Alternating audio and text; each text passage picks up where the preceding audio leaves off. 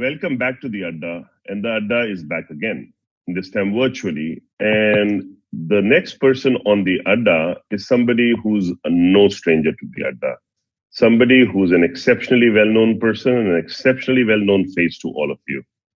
Vani Kola, the well-known VC, joins us on the ADDA. Vani, welcome to the ADDA. I'm glad to be here, PK. You're always doing something crazy, so glad to go along for the ride. Hey, thank you so much. You know, the whole idea of the ADDA is to actually talk about things which we don't talk about on the stage. Yes. So, you know, traditionally we do that under the banyan tree, you know, in the courtyard. And today we are doing it in the proverbial under the Zoom, you know, banyan tree. Yeah. So, Vani, let me start with something which most people don't know about, is that you started as an entrepreneur, not as a VC. You know, this whole fund part is actually an afterthought. So tell us about Vani, the entrepreneur, which did 2 companies. And I want you to specifically focus on one part of that, is that if you did your company today, if you did your entrepreneurship journey today, would it be easier or would it be harder than when you had it? Let's talk about easier versus harder. I think entrepreneurship is never easy. It's hard not because of the rigor, but it is about really self-discovery. And that doesn't change through the age. And it's also about setting, first and foremost, the way I look at the lens of entrepreneurship is overcoming your own personal barriers, which are usually in our mind, and then climbing those walls. And the moment we free ourselves to do that, then the entrepreneurial journey becomes so much more enjoyable because you're enjoying the journey and the process, right? So I think it's that process of the trial by fire, which is what I think about entrepreneurship. And, you know, trial by fire is never going to be easy, no matter what age and what time. You could say, yeah, I got more funding or less funding. But, you know, funding is like fuel. That doesn't mean you're going to win the Formula 1 race. You know, you're still to get in that car and drive, and there's lots of unknowns. So along the way, and you don't get to control everything. So I don't think of it in the realms of it's easier now or harder now. Obviously, there may be places in the world where it's easier or harder because the ecosystem doesn't exist or capital doesn't exist or, you know, regulation won't promote entrepreneurship. But if we take that out, all things like that being equal, entrepreneurship is, I think, a beautiful journey. I've learned so much about who I am through that journey, which, you know, is, I think, a bigger purpose of entrepreneurship. But, you know, for me, I'm a basically product person, and I tend to kind of connect to products even today as a VC. I also have never felt first-time entrepreneurship is in any way handicap, nor I really believe second-time entrepreneurship is a significant advantage, you know. Mm-hmm. So I generally tend to back first-time entrepreneurs. And I was one, of course. And honestly, I didn't know how to build a business model. I didn't know what AOP was, annual operating plan. I didn't know how to create one. I didn't even know how to use Excel. I mean, now they teach it in like even, I don't know, primary school maybe. But at that point, it wasn't like that, you know. And I mean, we were even still using Lotus 1, 2, 3, if you can imagine, you know, at that point when I started. So, but I think all of those are very essential, but they are learnable skills. Everything is a learnable skill. It's your attitude on whether you're going to invest into your self-learning or not. But the most important thing is, what is the vision to solve a problem? What is the problem? But what is your vision of how are you going to solve the problem? That clarity and that insight, I think, is the most important thing that I think my engineering training enabled me to be very analytical about, right? And I think that was my only advantage. All the rest, marketing, sales, finance, I had to learn on the job. But, I was very lucky. I had not only good mentors, but more importantly, I was able to bring people into those functions that taught me everything I know today, right? So I don't ever feel that I need to know everything. I mean, we are never going to know everything, but you need to know what you don't know.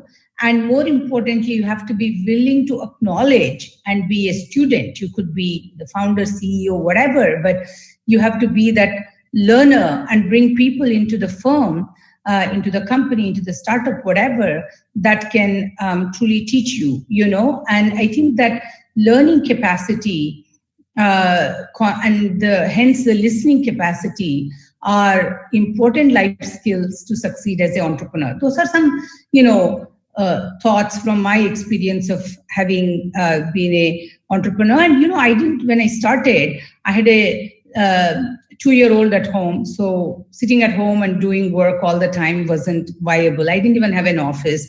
So I mean, public libraries are free in US, of course. So I would go spend the day in the public library. And I mean, there's nothing more beautiful, And so you don't need a lot of money to start. There is this notion, if I only had funding, I would succeed. Of course, funding is important, but that's like saying, if I only went to XYZ school, I would succeed, or something, I mean, many of the people in my generation went to government schools, and we did reasonably okay.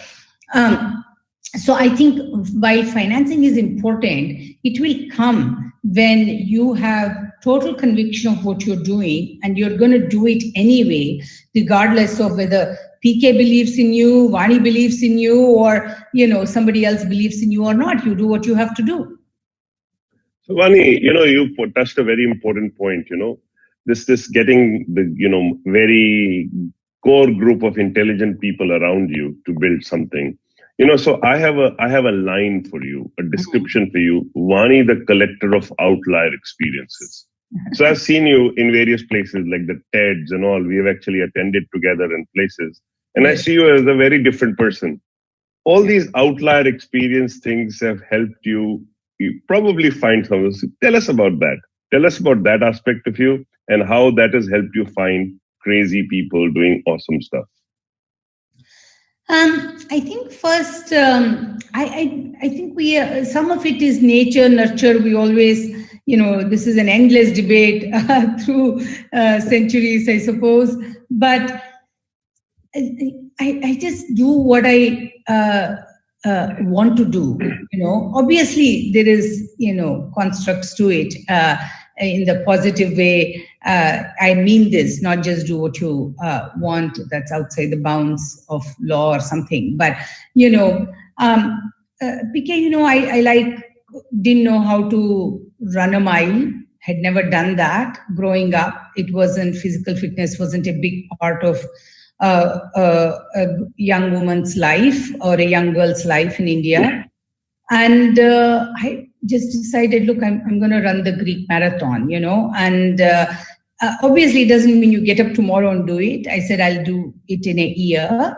But it was a discipline of something that was an outlier for me, had never done it and wasn't exactly fit. But to say, then I'll break it down into small steps, right? So, you have to kind of do, what do I do every day for 365 days to get there? And, there's all kinds of ways we can approach this. If you're only 1% better every day at anything, doesn't matter, right? In a year, let alone a lifetime. I mean, look, you're going to be a genius. So if you keep at it, so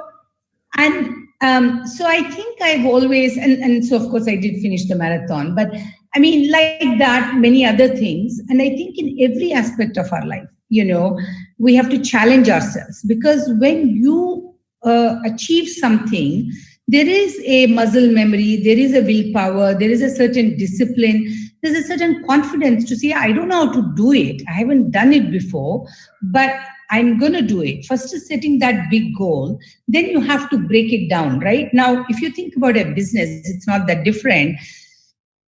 If you say, I'm going to build $1 billion business, you may not know how to build it. because there are many things that need to happen to get there. But then you have to break that down into, okay, then let me figure out how to run the first mile, or, let me get the first million, in revenue. You sort of, break that down into things you can do, but you're always pushing yourself that little extra.